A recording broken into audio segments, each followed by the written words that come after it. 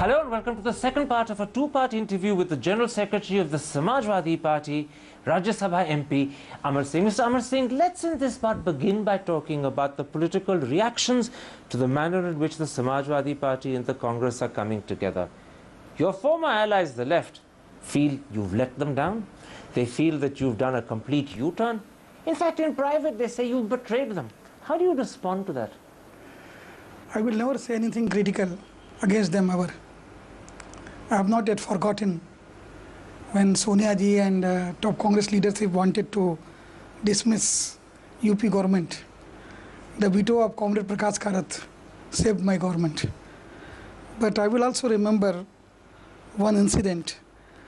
There was a United Front government headed by I.K. Gujral and BJP government led by Kalyan Singh was dismissed by the cabinet. And cabinet's decision was sent back for reconsideration.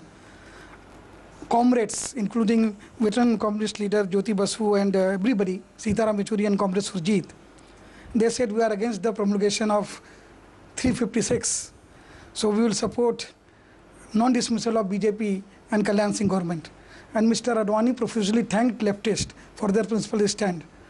So that explains the conduct of CPIM in saving our government. Let me tell you, at the instance of Comrade Surjit, I went to Sonia's house, and whatever happened, I don't want to rake the past. Was it not responsibility of my progressive communist friends to play a role of, when they took the initiative of taking me there, was it not their role to ensure that when we were left alone and isolated, to force Congress that you also take Samajwadi Party along with UPA. Did you feel let down by the left when they failed to do this? Whatever I had felt, I had said then. I don't want to beat about the bush again and again because I have got this experience in life. When will I need them? When will they need me? I don't know. But this is I don't want to say anything. But this is the first time. This is the first time that you have commented on the fact that the left, who took you to Sonia Gandhi's house in 2004, then did nothing to support you when Sonia Gandhi ignored you. She cold-shouldered you. As you said at the time, she made you feel unwanted. Her partymen even compared you to a dog and beggar. But the left did nothing to support you, neither personally nor your party politically. This is the first time you've commented about it. No, you don't put words in my mouth. This is not the first time. Sri Mulayam Singh Yadav, my president and leader, he publicly commented and he told Surjit that why are you keeping quiet? Why are you not making comment? What did Surjit say in reply? He said, no, I'm sorry, I should have commented. And this is correct that at my initiative, Amar Singh went there, not on his own, he was not a gatecrasher. Except that Surjit said this privately to Mulayam Singh. Publicly, Surjit made no comment at all in your defense. I don't want to say anything about him, now that he's not too on the political scene. Does this absence of support and defense for you and for your party in 2004 in some way, in your mind, justify the fact that today you are not with the left, even though the left protected and defended your government 2 years ago, and ironically, today you are with the very party that was trying to dismiss your government 2 years ago? Left protected and defended any move which was for the execution of Article 356. They protected and saved Kalyan Singh-led BJP government also and my government as well. Nonetheless, I am grateful for them and I will remain ever grateful to them. And two, I have said decisions, political decisions are not taken for any bias, prejudices and hurt. Definitely our decision or U-turn, so as to say, is for the national interest and at the behest of Dr. Kalam's advice. And the responsibility for this delayed response lies on UPA government and on this dispensation because they did not consult us earlier. How badly damaged is your relationship with Prakash Karath today? I don't think my relationship with him is damaged, at least from my side. In West Bengal, he's hurt, he's upset. I'm very sorry. He has not communicated this to me that he's hurt and he's upset. But if he's hurt and he's upset, I'm very sorry about that. And from the core of my heart, I'm sorry. But there's nothing you can do about it. so many times I am also hurt and upset. There is nothing he can do about it. Yeah. Another set of your former allies who are upset with you, perhaps even angry with you, are your allies in the UNPA. Umar Abdullah has publicly said that you are unraveling the UNPA. Chautala has said you should be thrown out of the UNPA. TDP spokesmen have said that you should be thrown out of the UNPA. Again, for any friend, it is not proper to say anything in public, but I will respond to all your questions one by one if you give me opportunity and don't interrupt. About Umar Abdullah, my friend Farooq Abdullah never formally joined UNPA. He was coming. When UNPA took a decision to vote Rashid Masood, he openly voted for the official UPA candidate, and he also openly voted for Pratibha Patil. So this is in response to what Umar Abdullah said, but I have not made any comment. For my friend and leader, I will always consider him as my elder brother and leader. He was very kind, and I have no reason to believe that he will not be kind. Chandrababu Naidu. He was convener of the United Front, and as convener of the United Front, he presided over the meeting with left parties and us in the morning, and the evening, through newspapers, we came to know that he has joined NDA, the convener of the group. At least we had the decency of holding a meeting and communicating to each one of them that if we have to vote along with BSP and BJP, it is not possible for us. We made it candidly clear that day. And it was unitedly decided by all the leaders present that we will say that we will wait, or we will take we will wait the decision of Narayanan and the public declaration of the Prime Minister Dr. Manmohan Singh through some nuclear expert. And in the open press conference, Chautala ji suggested name of Dr. Kalam. We exactly did that, what was collectively decided and what was the decision taken. And when Dr. Kalam, if you would have said the deal is international, we would have accepted. He said it is a deal in favor of national interest. We agreed. So what you're saying to me is that neither Umar Abdullah nor Chandrababu Naidu, and I presume the same logic appears and applies to Chautala, none of these gentlemen have any right to criticize you for the position you've taken. None of them have any right for demanding that you should be thrown out of the UNPA. That's what you're saying. They are all senior leaders. They are all my elders. I am willing to be recipient of bouquet from them, and I should have the capacity to accept brickbat from them. In both cases, I am happy. But has the UNPA now fallen apart? Samajwadi Party and its commitment to secular ethos is intact. And but is the UNPA intact? I would have loved to kept UNPA intact, but I don't know. It has not been communicated to us through press, and through you I have come to know about this. If this is the view of Chandrababu Naidu sir, if this is the view of Chautala ji, then of course, if they are saying that we are thrown out of the UNPA, I, with humility and with grace, I accept their decision. Let's now come to Sonia Gandhi. You mentioned her a moment ago in this interview. I want to go back to 2004. You'll remember that in July of 2004, you gave me an exclusive interview where you told me in detail how Sonia Gandhi had treated you when Harkishan Singh Surjit took you to her house for dinner. I want to remind you, you said that you felt discarded, rejected, and very shabbily treated. You said, she did not look at me, she did not talk to me, she made you feel unwanted. You were angry, you were humiliated, you felt badly treated. Have you forgiven and forgotten all of that? I don't know what is the relevance of this particular question of yours in today's context. I don't deny having said this in the past, and but I don't want to live in the shadow of past all the time. And morning shows the day. I'm seeing that today's morning for tomorrow's day. In other words, the past is over. Tomorrow is a new day. You want to start afresh. I will also say गुजरा हुआ जमाना आता नहीं दोबारा, हाफिज खुदा तुम्हारा. People will say that the allies who supported you when you were in trouble, the left, you've deserted.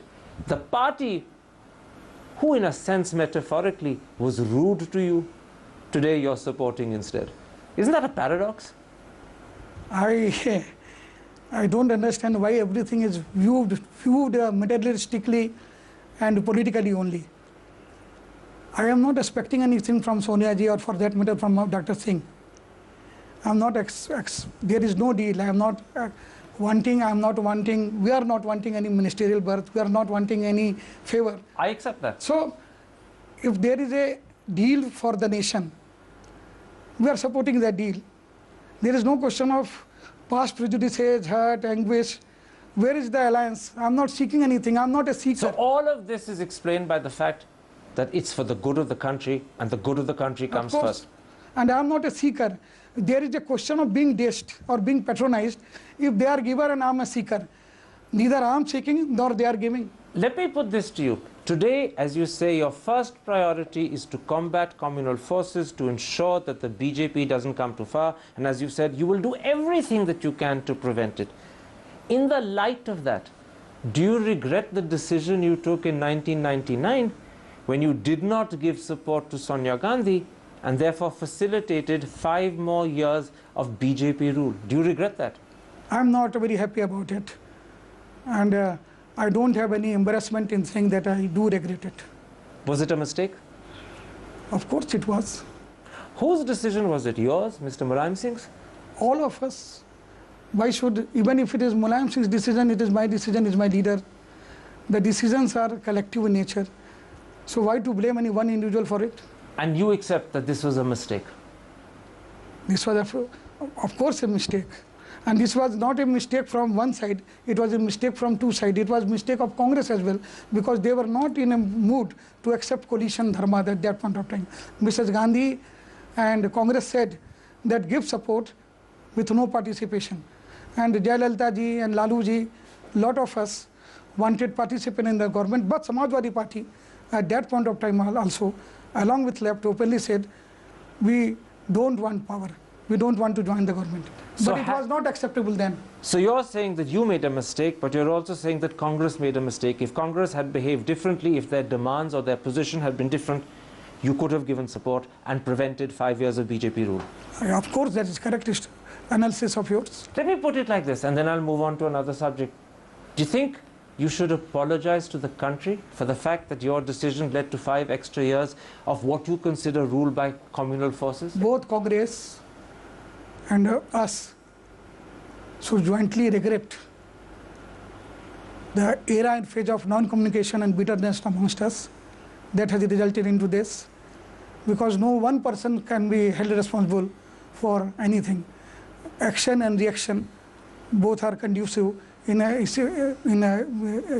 existing situation. And should both Congress and Samajwadi together apologize to the country for taking actions that resulted in 5 more years of BJP rule? In a way, both of us have realized that, and action speaks louder than anything, and that action is visible.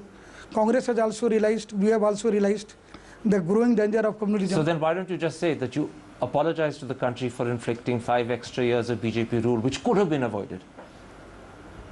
No, that has past is left behind. But you can apologize for the past. I represent not only myself, I represent a sect and billions of my supporters. Without taking them on board, on your prodding only, I cannot do what you are about. But you will consider the possibility? I will consider any possibility that will strengthen the secular forces. Let's take a break at that point. I want to come back and talk about how your own vote base responds to the new relationship between the Samajwadi Party and the Congress. That's in a moment's time. See you after the break.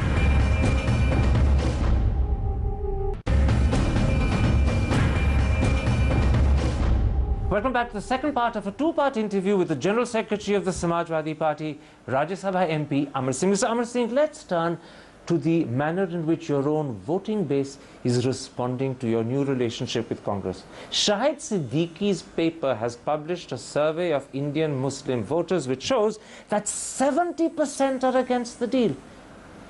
You have a huge electorate in Indian Muslims. If 70% are against the deal and you've committed yourself to the deal, aren't you in danger of alienating your own voters? Who is leader? Leader is one who leads. Leader is not who is led. If there is any misgiving and misapprehensions, why do I blame my voters?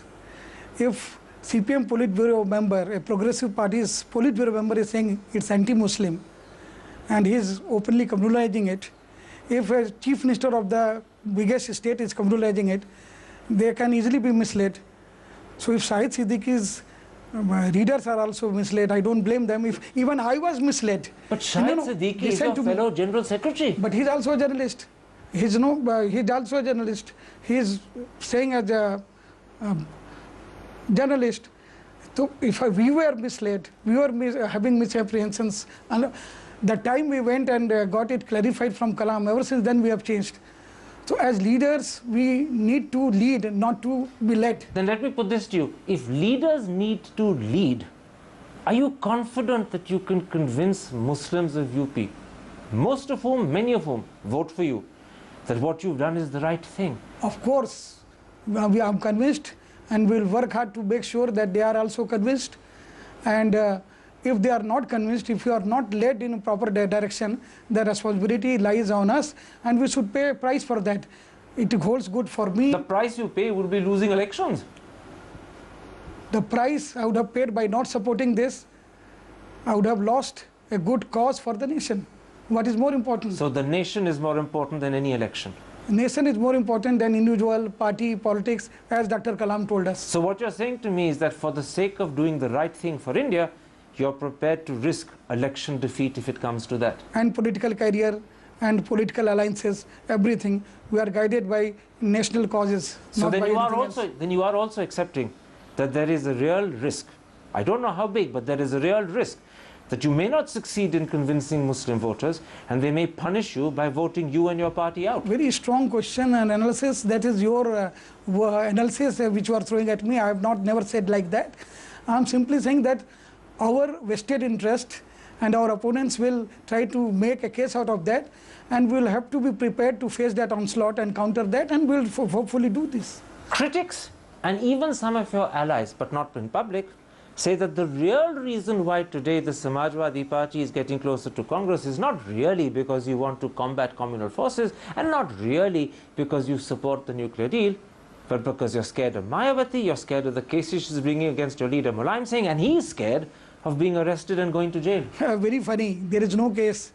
One channel was showing that I'm perturbed about Amitabh Bachchan cases, my cases. Not your cases, his cases. There is no cases. I was more vocally against Congress. So there are no cases unleashed against me by Congress.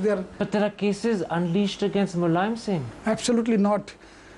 This is pending in Supreme Court. Review is allowed. The Noida land allotment? The Nothing. Lucknow land allotment? No. The police recruitment? No, please. These are the administrative decisions. They are being questioned, but they are not cases. And these administrative decisions will be questioned by any alternative regime. Like your one interview will not be liked and discarded by your fellow competitors in any case. What is interview for you, the same thing is administrative decision for any politician. Even communist, they criticize Manmohan Singh for the policy of liberalization.